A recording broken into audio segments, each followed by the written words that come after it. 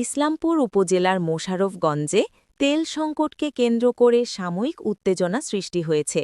Messrs ঝর্ণা filling station থেকে তেল সরবরাহের কথা থাকলেও নির্ধারিত সময়ে তা সম্ভব হয়নি।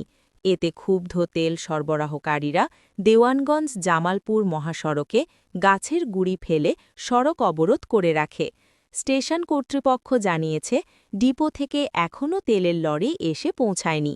লরি পৌঁছালে পরবর্তীতে তেল সরবরাহ শুরু করা হবে। প্রত্যেকটা গাড়ির নাম্বার সব লিখে রেখে দিবেন। মামলা কিভাবে দেওয়া লাগে এই পাম্পের সীমানা আপনার, এই পাম্পের সীমানা এখতিয়ার আপনার। তার গাড়ি রাখবেন উঠে তারা এইগুলো নিয়ে আপনার জোর আপনার সিসিটিভি এটা তো আমরা দেখো ফুটে তেল দিচ্ছে, 2-4টা দানা তেল দিচ্ছে, 4টা দানা এই পরিমাণ লোক আমার এই পরিমাণ তেল দিতে হবে। এটা তো